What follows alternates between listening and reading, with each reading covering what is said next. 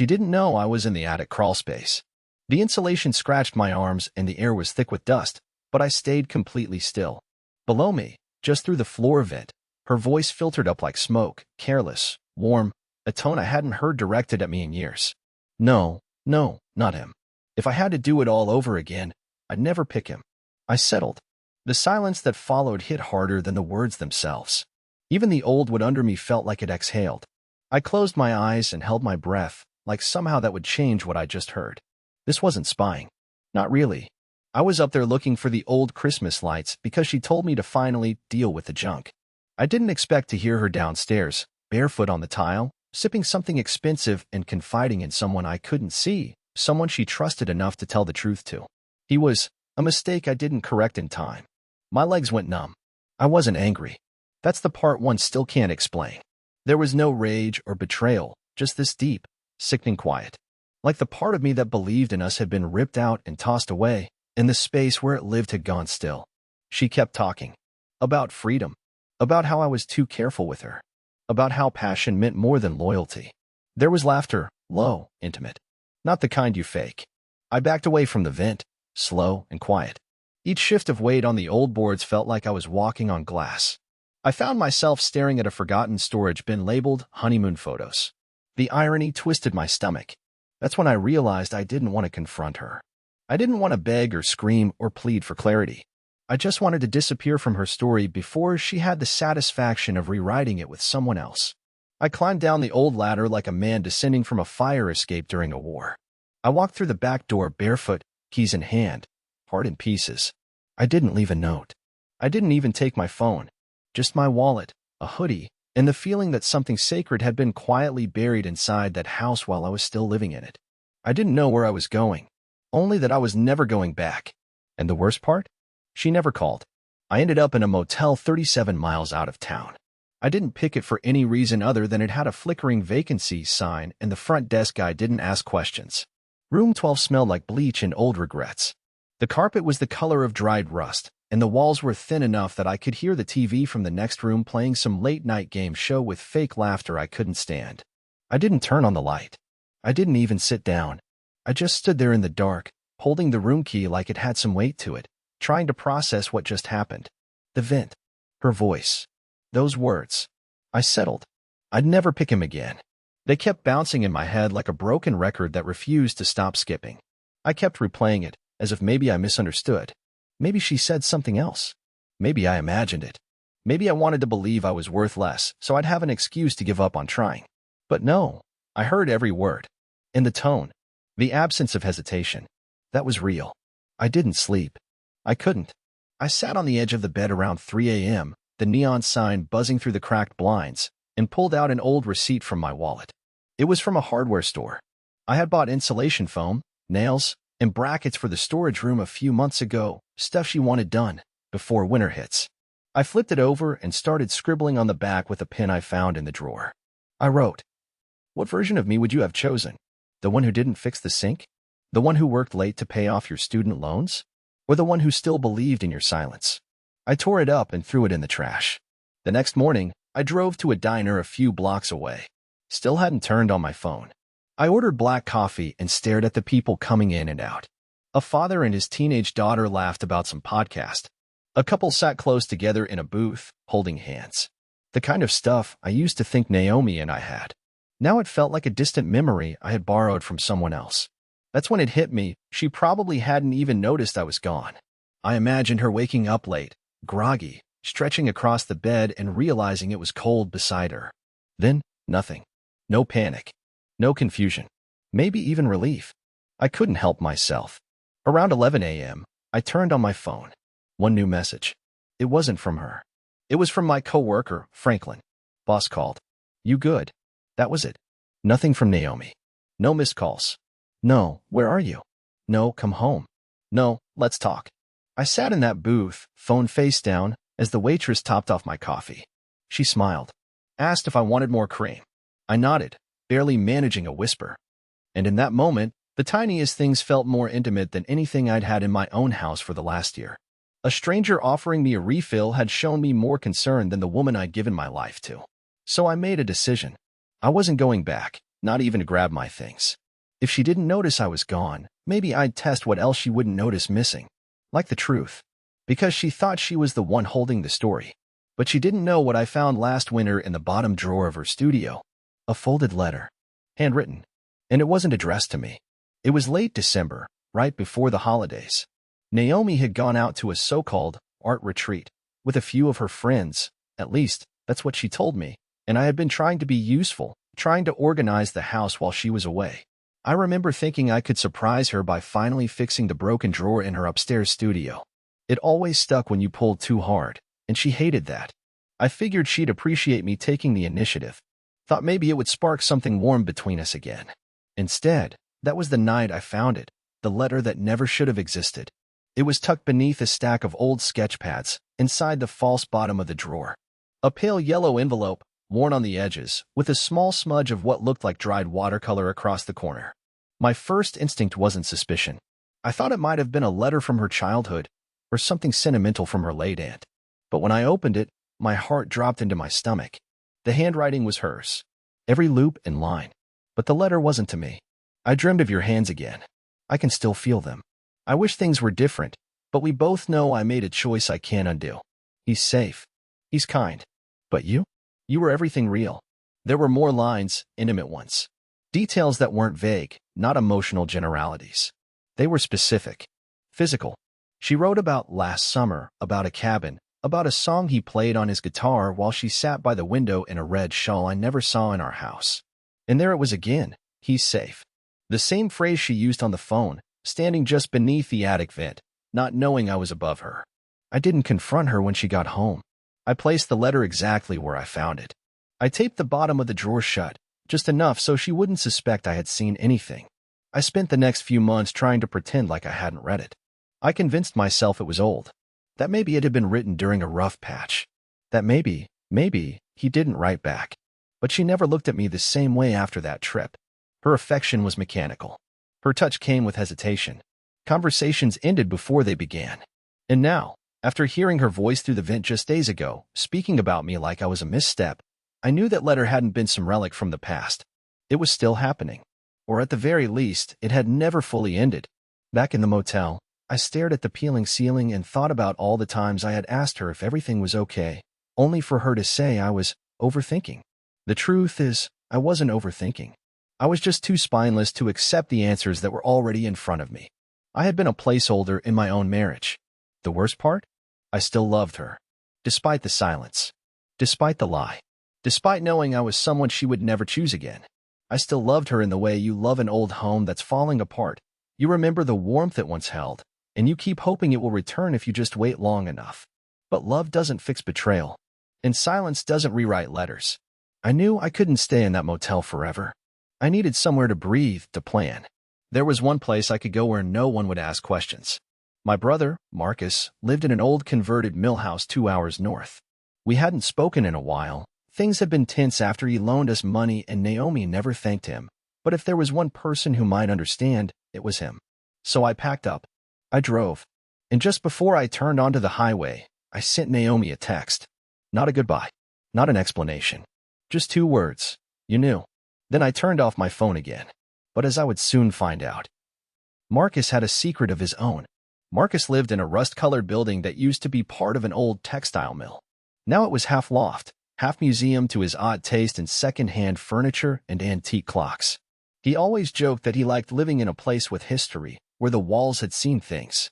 But that night, as I pulled up and stared at the dim light glowing from his window, I didn't care about the past. I was dragging mine in with me, shattered and exposed. He opened the door before I knocked. He must have seen my headlights through the blinds. For a long second, he just looked at me. No greeting, no raised brow, no demand for explanation. Just that slow exhale he always did when something heavy was coming. She finally said it out loud, didn't she? He asked. His voice wasn't cold. It was just tired, like he'd been carrying the truth longer than I had. I stepped inside, dropped my backpack, and sat on the ugly corduroy armchair he refused to throw out. He handed me a beer without a word. We didn't toast. We didn't speak. The room was filled with the sound of some jazz record scratching softly in the background, and the tick of one of his clocks from across the room. I watched it for a while, not because I cared about the time, but because it gave me something to focus on other than the ache behind my ribs. Eventually, I told him everything, not just about the vent or the letter, but about how long it had been crumbling, about how I'd been convincing myself her coldness was stress, about how I thought if I just kept showing up, kept being steady, eventually she'd remember why she loved me. I didn't leave anything out, except for how humiliated I felt. That was implied. When I finished, Marcus leaned forward, elbows on his knees. He didn't say, "I'm sorry." He didn't ask, "What are you going to do?" Instead, he looked me dead in the eyes and said something I didn't expect. "She asked me for money last year. Told me it was for a business course she was taking. Said you'd co-signed it. You hadn't." I blinked. "What?" He nodded. $5,000. Never saw it again. I didn't bring it up because I didn't want to drive a wedge between you two, but I figured if you were lying to cover her, you had your reasons. My stomach turned. $5,000. That was right around the time she said she was going to a weekend workshop upstate. She came back glowing, claiming she felt recentered. I remembered how distant she was afterward, how she started sleeping with her back fully turned to me. I stood up too fast. My head swam. I felt stupid all over again, like I had been trying to play chess on a board where she was already 5 moves ahead and I didn't even know we were playing. Marcus offered me another beer, but I waved it off and paced the room. "So you think she used it for?" I couldn't even finish the sentence. He shrugged. "I don't know. But it wasn't school." I checked. No such course at the place she claimed. I didn't want to meddle, man. You were already walking on eggshells. The worst part wasn't the lie. It was how casual it all sounded. Like she didn't even need to try that hard to deceive me, because I was never going to question her. She knew I'd believe whatever story she handed me, because I wanted to believe in her more than I wanted to believe in myself. We stayed up most of the night. Marcus gave me his spare bedroom. I laid on the futon, staring at the ceiling, wondering how long she'd been planning her exit, or worse, how long she had been quietly waiting for me to take mine so she wouldn't have to look like the bad guy. Maybe that was the strategy all along. Don't cheat loudly. Just make the house so cold the other person eventually drifts out on their own. The next morning, I checked my phone. Still no messages from her. But what I did find stopped my heart. An Instagram story. Naomi, smiling in a coffee shop. A caption, reclaiming my morning's hot beverage sparkles. There was a hand in the frame. A man's hand, resting on her thigh. And just like that, I knew this wasn't unraveling. This had been orchestrated. I stared at the screen like it was playing some movie I'd seen before but didn't remember the ending. The photo only lasted 5 seconds before her story skipped forward to a close-up of a croissant and a caption about fresh starts, but I had already taken a screenshot. My fingers were trembling, not with rage, not with fear, but with something in between, a numbness that felt like betrayal fossilized into my bones. The hand. That hand. I recognized the scar on the knuckle. I didn't want to believe it, but once you see it, you can't unsee it. It was Thomas. My best man. My best friend since college. The same guy who helped us move into our first apartment. The same guy who once drunkenly promised he'd punch anyone who ever hurt Naomi. I guess he decided to take the job himself. I sat down slowly at Marcus's tiny kitchen table, phone still in hand, and stared through the window. The mill house overlooked a narrow river with water that looked black in the early morning light. I could hear Marcus moving around upstairs, the clink of mugs, the groan of the floorboards. I didn't call him down. I just needed a second to be with that image, to sit in the full weight of what it meant. They were together. Not accidentally. Not for a fling. This was coordinated. Public. Her story didn't hide his hand. It showcased it. I kept asking myself the same questions, over and over. When did it start? How long did it go on behind my back? Did they laugh about me when I wasn't around? Did she ever look at me and feel any guilt? I thought of the night he slept on our couch because his power had gone out during a snowstorm. He and Naomi shared whiskey in the kitchen while I dozed off early on the recliner. I thought of all the times she said, "You're lucky to have a friend like Thomas," and the way her eyes sometimes lingered when he left the room. I had ignored it. Of course I had. Because who wants to believe the worst of the people you trust the most? By the time Marcus came down, I had already packed my things. He found me in the doorway, backpack over one shoulder, keys in hand, and a look on my face that told him everything. "You're going to do something stupid," he said. Not as a warning, just a fact. "I'm going to talk to him," I replied. He didn't argue. He just handed me a set of spare car keys and said, "Take the truck. It's faster." It felt surreal driving toward the city with the heater blasting and my mind spiraling. Every turn I made felt like I was getting closer to a version of myself I didn't want to meet. I wasn't confrontational. I wasn't brave. I was the guy who held umbrellas for other people even while I was soaked. But something in me had snapped. Thomas worked at a downtown co-working space for freelancers. I knew the building. Naomi and I had even helped him pick the location when he started freelancing full-time. I parked across the street and watched from the window of a nearby deli for nearly half an hour before I saw him. He looked exactly the same. Smug, relaxed, confident in the way only someone who thinks they've gotten away with something can be. I waited until he sat at the corner table, opened his laptop, and took a sip of his overpriced oat milk whatever before I walked in. My heartbeat was louder than the bell above the door. He didn't see me at first, not until I was standing right across from him. His eyes met mine, and for the first time in all the years I'd known him, I saw fear. "Hey," I said quietly, calmly. "Do you know what Naomi posted this morning?" He stammered something, tried to play dumb, but the blood had already drained from his face. "You didn't think I'd find out like this, did you?" I added. "You thought she'd ease into it, that maybe I'd just fade away." He opened his mouth to explain, but I didn't want an explanation. I didn't want the version of the story where they didn't mean to fall for each other. I didn't need to hear how it just happened. I had heard enough in that attic and read enough in that letter to know exactly how intentional it all was. So I did something I never imagined I'd do. I sat down across from him, and I smiled. "I'm not here to take her back," I said. "I'm here to tell you, both of you, that you don't get to write the ending." Then I dropped something on the table, a sealed envelope. Inside it, copies of the letter Naomi wrote to her mystery lover and a copy of our joint financial statements from the last year. Statements that proved Naomi had withdrawn over $12,000 under my name. I stood up. "You're in it now," I told him. "She didn't just betray me. She committed fraud. You might want to lawyer up." And I walked out. That night, I didn't go back to Marcus's place. I drove somewhere Naomi never thought I'd go again. To the cabin, the one from her letter. I had a plan now, and it was going to change everything. The cabin was colder than I remembered. The air inside hadn't been touched in months, maybe years, but it still carried the faint trace of her. Lavender and sandalwood. The scent from that old handmade candle she swore by. She always said this place helped her breathe deeper. A place of peace and clarity, yet it was where she had come to lie, to hide, and, apparently, to fall in love with someone who wasn't me. I had only been to the cabin once. We rented it together during our 4th year of marriage. She said it was her dream to have a weekend away without phones, without work, just us. It was quiet, rustic, with a lake nearby and a fireplace that always took 3 tries to start. I had good memories there. We laughed, drank too much wine, made pancakes that stuck to the pan.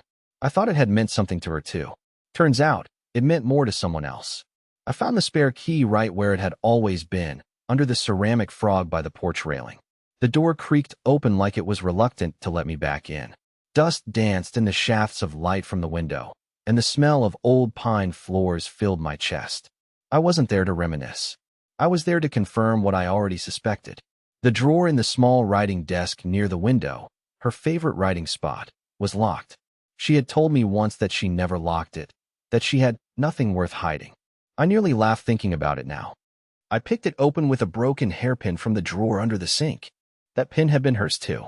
Inside, a notebook, plain black leather. The kind you buy in bookstores with inspirational quotes stamped into the back cover. Hers read, "Live your truth, or it'll live without you." It was filled with entries. Dated, detailed, all written in her looping, deliberate handwriting. At first, it started innocent. Just musings. Thoughts about wanting space, entries about feeling numb, disconnected. But as I flipped forward, the truth began to unravel in ink. He doesn't ask questions. That's what makes it easier. I don't need to lie when he never wonders.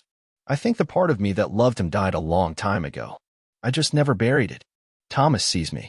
He really sees me. Not the version I perform, not the polite smile. He touches me like I'm real again. Page after page after page. Some were practically love letters to Thomas. Others were cruel, clinical dissections of me. She wrote about how he tries so hard, and I hate him for it. About how she sometimes felt sick listening to me talk about my day. About how she planned to slowly move money into her private account so that she'd be ready when the shift happens. The shift.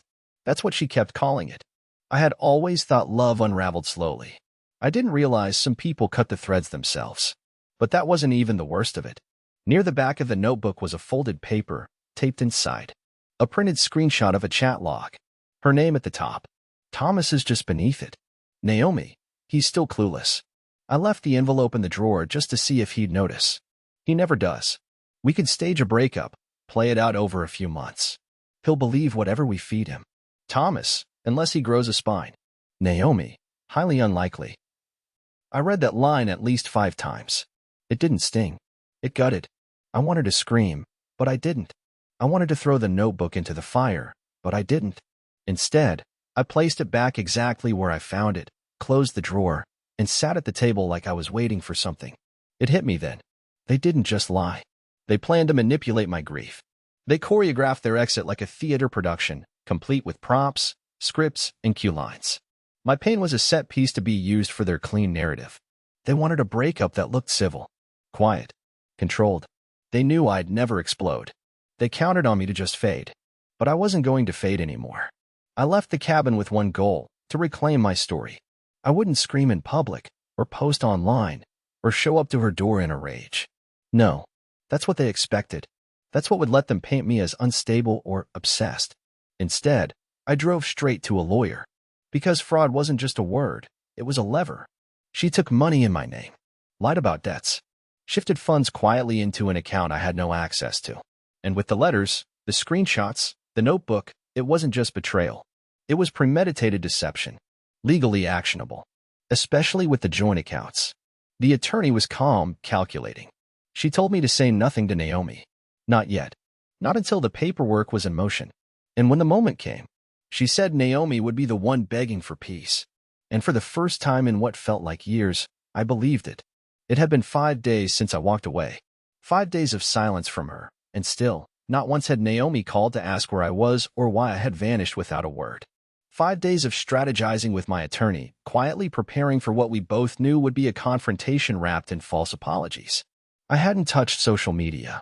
I hadn't replied to the 2 vague texts from Thomas that read more like damage control than concern. And I hadn't allowed myself to cry. Not yet. It was like my body had gone numb, frozen, but focused. But on the 6th day, everything changed. It was 11:46 p.m. when my phone rang. I was staying at a short-term rental under my cousin's name, a little farmhouse hidden behind 2 overgrown oak trees just outside the city. No one knew where I was, not even Marcus. I had shut the world out deliberately because I needed to operate without emotion clouding my judgment. The phone buzzed violently on the nightstand. The screen lit up, and I saw her name for the first time in nearly a week. Naomi. I let it ring once, twice, then answered, but said nothing. Her voice was shaky. Not panicked, yet, but not casual either. Where are you? She asked. Still, I said nothing. The silence was louder than any answer I could have given. She hesitated. Okay, she sighed. I guess you found something. Or someone told you. Her voice cracked slightly at the end. I'm not calling to fight, she added quickly. I need to explain. It's not what you think. But I already knew it was exactly what I thought. Actually, it was worse. She tried to spin a story about emotional distance, about how we grew apart, how she never meant for things to happen the way they did. She made it sound like it had just developed, like cheating was an overgrown plant that sprouted in the corner of the room when no one was looking. But I had read the messages. I had seen the financial transfers. This was not a garden gone wild. It was a calculated plan. I know about the money, Naomi, I finally said, calmly. Silence. I know about the fake course. The transfers. The messages. The letter. The cabin. All of it. She tried to deny it at first, but I cut her off. I told her I had copies of everything. Told her a lawyer had them too. Her tone shifted instantly. No more tears. No more carefully crafted pity. Now came the sharpness. So what are you going to do? Destroy my life? That was her phrasing. Not fix things. Not talk.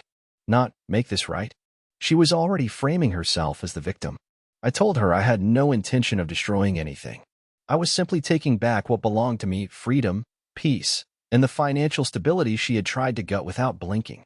You made me the villain in your story, I said. But you forgot I could write one too. I hung up before she could say anything else. But the next morning, she didn't call again. Someone else did. It was her employer. Apparently, Naomi had listed me as an emergency contact years ago and never updated it. The voice on the other end sounded unsure, cautious. "I'm sorry to bother you," the woman said, but Naomi fainted in the middle of a client meeting. Ambulance had to be called. "She's at County General. She was asking for you when she woke up." I stood there, phone in hand, staring at the floor, wondering what part of this was real. Was it stress? A coincidence? Another performance? Or maybe, just maybe, reality was finally collapsing on her. I didn't rush to the hospital. I took a walk instead. I let the winter air bite at my face while I considered the irony. The woman who made me feel invisible now lay in a hospital bed whispering my name. When I finally arrived, the nurse at the desk gave me a knowing look. "She's been awake," she said. "Didn't want anyone else in?" I stepped inside the room. Naomi sat upright, pale and quiet, like all the weight she had carried finally pressed her into the earth. Her eyes locked onto mine, and for the first time in a very long time, she looked afraid. Not of me, but of everything unraveling around her. She opened her mouth to speak, but I beat her to it. "You don't need to explain anything," I said. "I'm not here for closure. I'm here because even when everything else breaks, I still choose to be decent. You wouldn't have done the same." She didn't argue. She didn't cry. She simply stared down at her hands, which now shook uncontrollably in her lap. I left a manila envelope on the chair beside her, documents from my lawyer.